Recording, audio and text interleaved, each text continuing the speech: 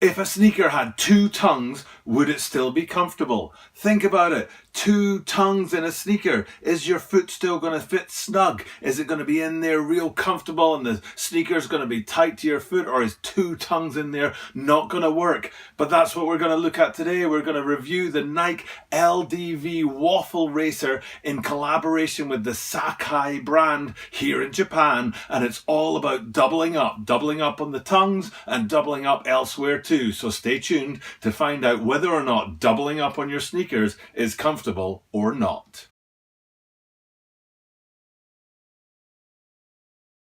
The upcoming release of the Nike LDV Waffle Racers times Sacai collaboration has got people confused. They're looking at them and wondering if it's really going to work. Is this sneaker going to be a banger? It looks good for sure. Or does that double up effect going to take away from comfort and style, and it isn't actually going to be a good sneaker to buy? Let's have a look at that sneaker today, and let's talk about that Sacai collaboration, because there's 4 sneakers dropping, not just 2, although it's 2 that we'll be looking at today.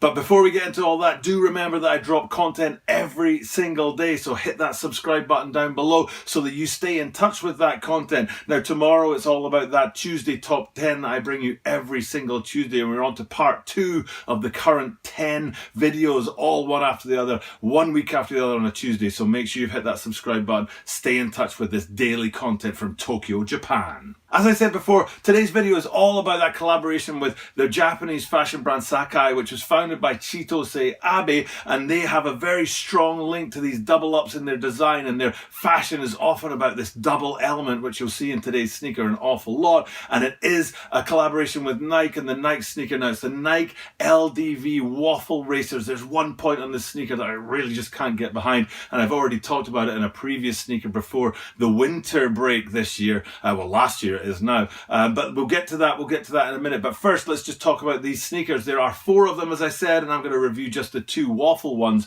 because the blazers are going to drop in April sometime, so I'll save those 2 blazer colorways for then, and I'll review them later on. But right now we want to get into these waffle runners. They're an absolutely cracking looking sneaker. They look really good from afar, but when I kind of got closer to them and had a real close-up look at them, there was a couple of details on there that I wasn't really behind. But I want to take you through those details, take you through the different parts of these sneakers, and especially have a look at those double up parts. I said at the start about double tongues. Sounds ridiculous to me that you'd have double tongues on a sneaker, but I actually think it might work. We'll get to that. We'll get to the rest of these sneakers in a couple of minutes, and it's all about two sneakers today. And there's the let's see if I can get the colorways right. There's the green ones and the blue ones. I think it's Varsity Blue and it's Morning Green. I know it's not Morning Green. I'm just going to check to see what it actually is.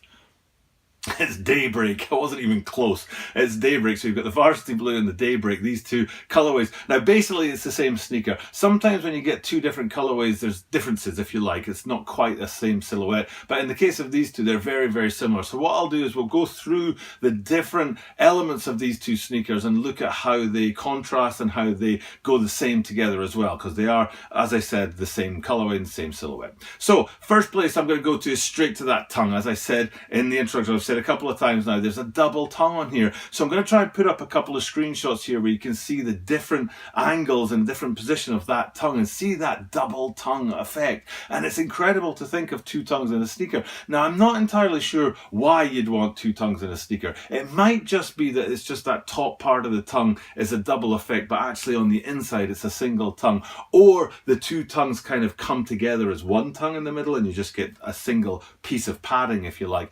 If it's 2 separate tongues that are going to move around, that would be a nightmare. It's hard enough keeping 1 tongue from slipping to the side. Keeping 2 tongues from slipping to the side would be an absolute nightmare. So I'm sure somehow these guys are co-joined, but as you can see from the pictures up here, it's a double tongue on these sneakers. The second place that we're going to look at for that double is on that iconic Nike swoosh on the side, and you can see there's that double effect. It's almost like a shadow effect where maybe the background of the swoosh, can we call it that? The background of the swoosh is sort of slightly slightly offset against the foreground of the swoosh, and it does look really cool to me. And Nike have been playing with that swoosh design. You had those Travis Scotts that had the upside down swoosh, or was it the back to front swoosh? I think it was the back to front swoosh. And then you also had on the Blazers the upside down swoosh from the Italian fashion house.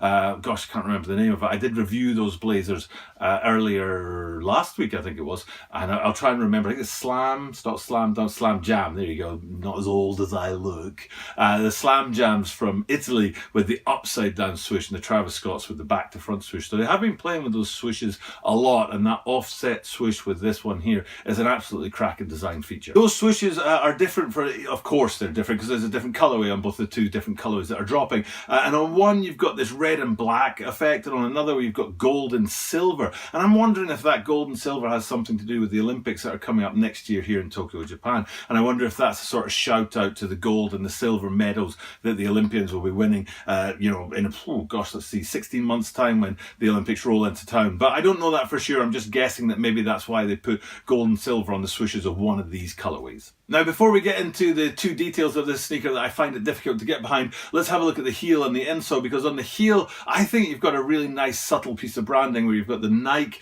emblazoned there in very simple font and very simple letterings with the Sacai brand on top of it, or merged with it, or behind it. I don't know how you describe that, but it's very simple. There's no flashiness there. There's no Jumpman, for example, or anything like that. It's just very simple Nike lettering and Sacai lettering. And then if you go on the inside of the sneaker to the insole, it's exactly the same sort of style of lettering, the same sort of style of branding. And I like that kind of subtleness, and I like that, it's a very complicated looking sneaker, a lot of different color accents throughout, but taking that branding on the heel and the insole to be that simple, I think it's pretty cool. But then there's these two things that I'm finding it a little bit difficult to get behind because of the way they look. And this might not be, it might be the photos, let's put it that way. It might not be the case when we get them in hand. But it's actually at the heel and at the very front, at the toe box of the sneaker. We'll start with the toe box, and looking directly down from above, extremely straight down from above, you can see it looks like two teeth sticking out the front. And I know they're made of rubber, I know they're from the outsole, I know they're not going to be hard at all, and they'll probably wear down a little bit very quickly after wearing, and they won't look so much like they're protruding. But to me, they look a little bit like my daughter's teeth, when she's 1 year old, 1 and a bit years old, and she's next door in the living room just now, and they kind of look like her teeth, those buck teeth, baby teeth out the front there. And I don't really like them on this sneaker. I don't think they go with the rest of the sneaker very well. And it's similar at the back. At the back, you've got this big chunk of midsole that sticks out of the back. And it was, I tried to remember what it was. I think it was a Cold Wall that brought out a sneaker before Christmas, and it was a Vomero, perhaps. I'm kind of rattling around in my memory to try and get that out. And I didn't understand that big chunky, what I described as looking like an eraser out the back. And I don't really get it in this one as well. Is it for balance? Is it something to do with heel support? Something to do with Achilles support? I don't know why it's there. To me, design-wise, it doesn't look good, but perhaps for performance, it's there for a specific reason. With that, a Cold Wall before Christmas, I was totally wrong. They sold out in about 10 minutes. So I'm sure that everybody out there is into their chunky, sticky outy bits on the back of sneakers. So these guys will probably sell very well as well. And there you have it. That's my review of the Nike LDV Waffle Racers in collaboration with the Japanese fashion brand Sacai. They are a cracking looking sneaker. They're a cracking looking pair of sneakers. That double up design looks really, really good. And actually, now that I remember, I forgot to talk about one thing. They had the double tongues and the double swooshes, but also double laces. Now, it's not two laces. It's just that the lace looks like it has two parts in it, a grey part and a white part. And again, it's that motif of doubleness throughout from the Sacai brand. And that's the three significant places: the tongue, the laces, and the swooshes on the side, where you see that double up effect. And that is it. That's my review of them. I think they're a great looking sneaker, to be honest. I like both colorways. I think they've done a great job of balancing the colors in there. I don't like it when colors are too prominent, but equally I don't like it when they're too solid. So to me, these two pairs of colorways are great. Keep an eye out for the Blazers that will be dropping in April at some point. I'm sure to do a review of them as well.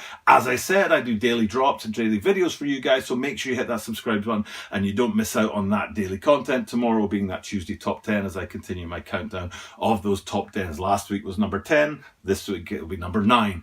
So make sure you hit that subscribe button and check in for daily content from Tokyo. For now, it's time for me to check off and say farewell. I've got a new ending to my videos. The end screen's different, and I thought to myself, I've got to make sure I do something correct, and I think it's I have to use my left hand when I do this. And I say at the end of all of my videos where I say, farewell, thanks for checking in today, and I will see you tomorrow.